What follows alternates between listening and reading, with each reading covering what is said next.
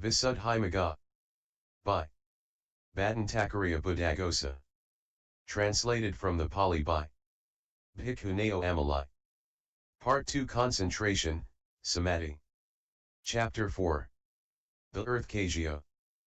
Padhavi Kasioa 118. Now, it was said earlier, after that he should avoid a monastery unfavourable to the development of concentration and go to live in one that is favourable. 3.28.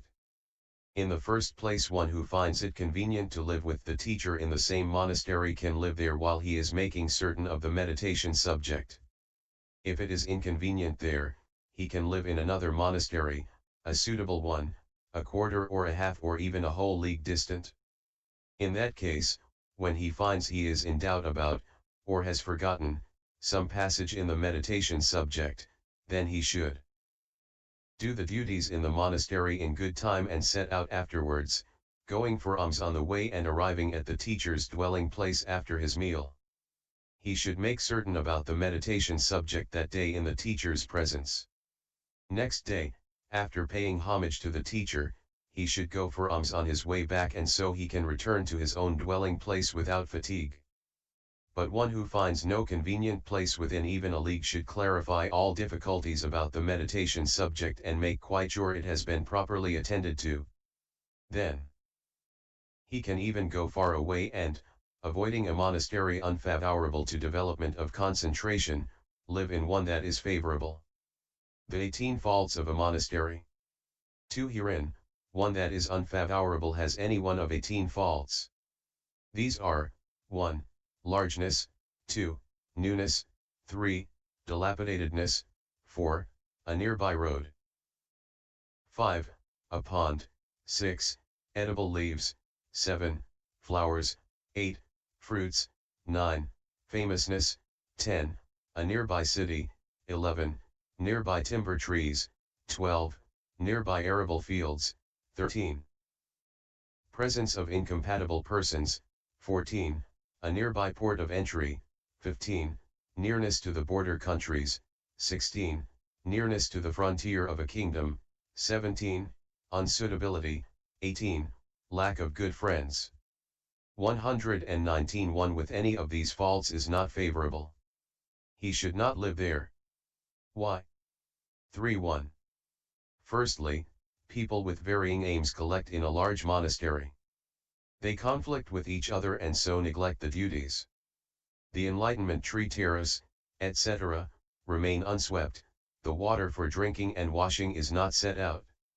So if he thinks, I shall go to the alms resort village for alms, and takes his bowl and robe and sets out, perhaps he sees that the duties have not been done or that a drinking water pot is empty, and so the duty has to be done by him unexpectedly. Drinking water must be maintained. By not doing it he would commit a wrongdoing in the breach of a duty. But if he does it, he loses time. He arrives too late at the village and gets nothing because the almsgiving is finished. Also, when he goes into retreat, he is distracted by the loud noises of novices and young bhikkhus, and by acts of the community being carried out. However, he can live in a large monastery where all the duties are done and where there are none of the other disturbances. 4.2. In a new monastery there is much new building activity. People criticize someone who takes no part in it. But he can live in such a monastery where the bhikkhus say, let the venerable one do the ascetic's duties as much as he likes. We shall see to the building work. 5.3. In a dilapidated monastery there is much that needs repair. People criticize someone who does not see about the repairing of at least his own lodging. When he sees to the repairs, his meditation subject suffers. 6.4. In a monastery with a nearby road, by a main street, visitors keep arriving night and day. He has to give up his own lodging to those who come late, and he has to go and live at the root of a tree or on top of a rock. And next day it is the same. So there is no opportunity to practice his meditation subject. But he can live in one where there is no such disturbance by visitors. 7.5. A pond is a rock pool. Numbers of people come there for drinking water. Pupils of city-dwelling elders supported by the royal family come to do dyeing work.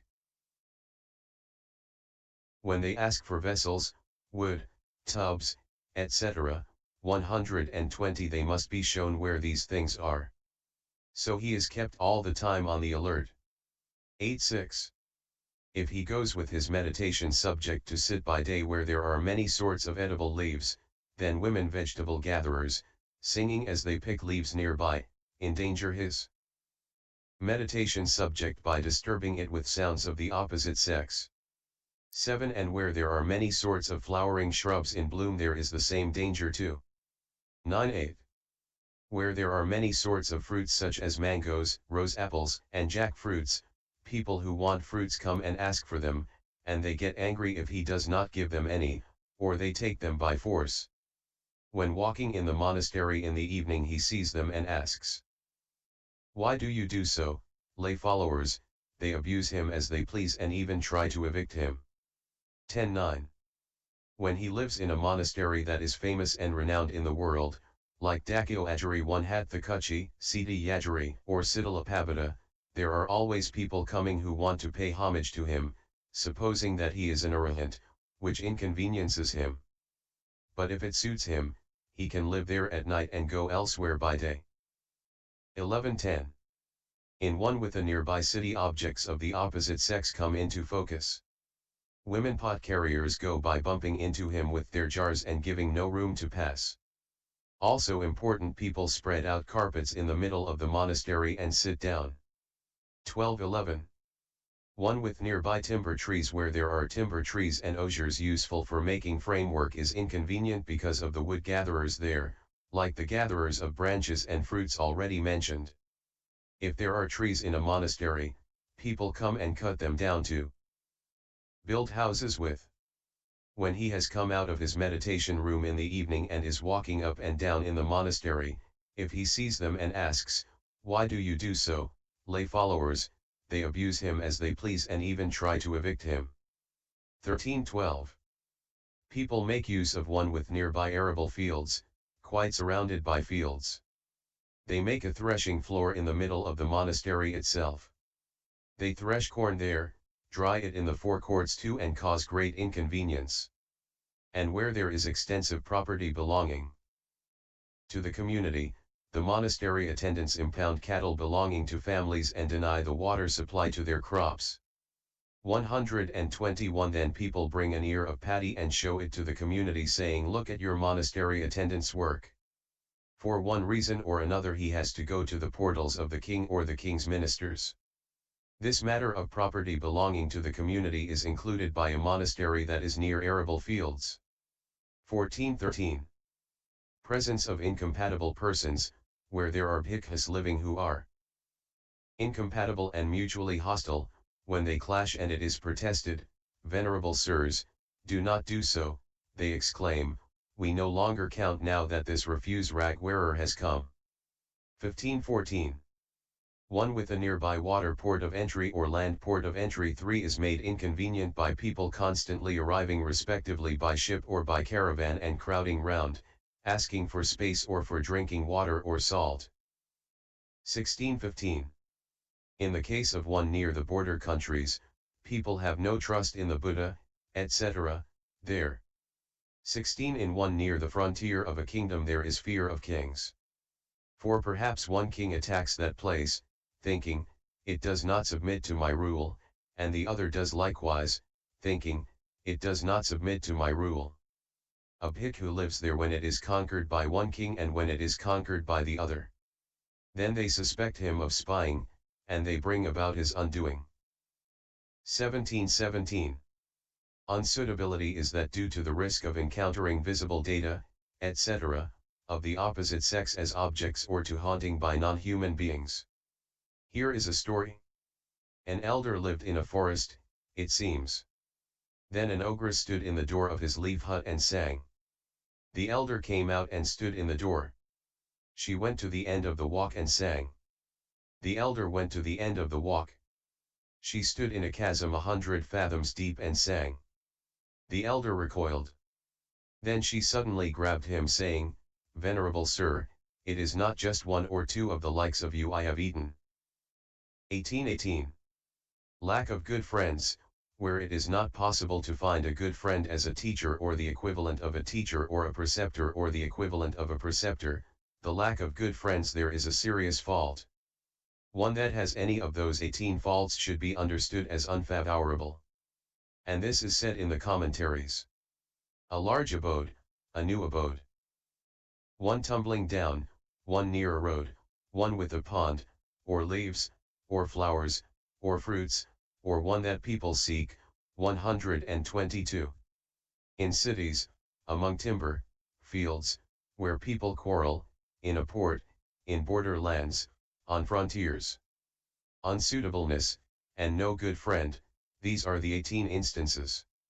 A wise man needs to recognize and give them full as wide a berth as any footpath-hunted road. The 5 factors of the resting place. 19. One that has the 5 factors beginning with not too far from and not too near to the alms resort is called favorable.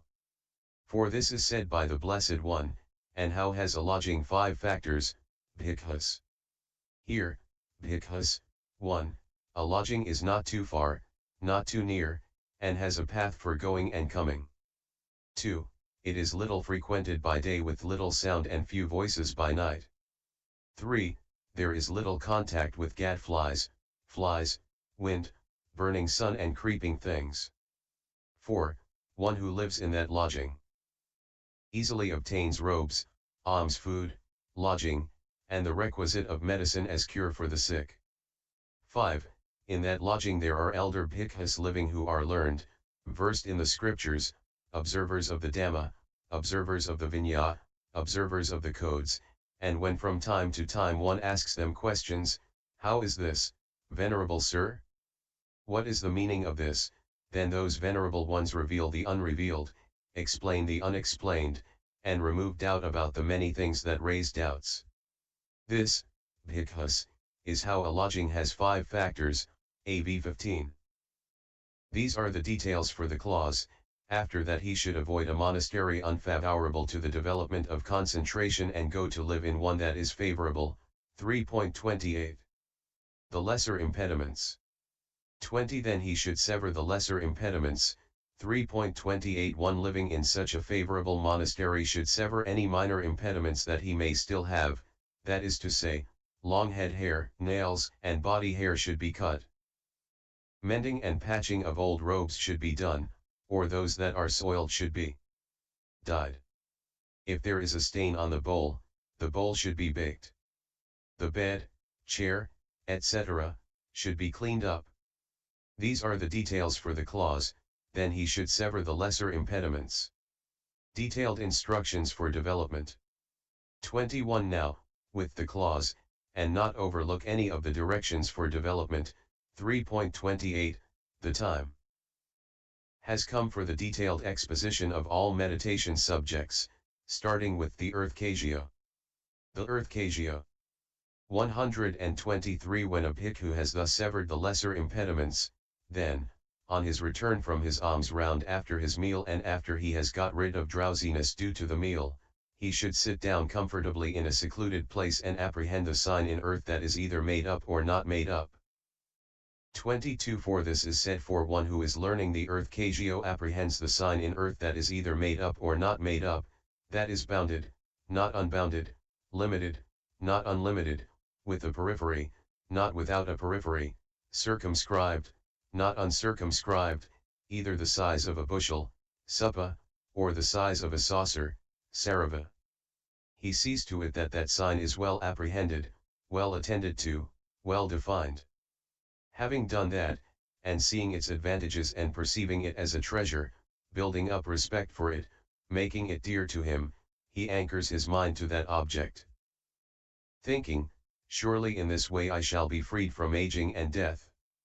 Secluded from sense desires, he enters upon and dwells in the first jhana.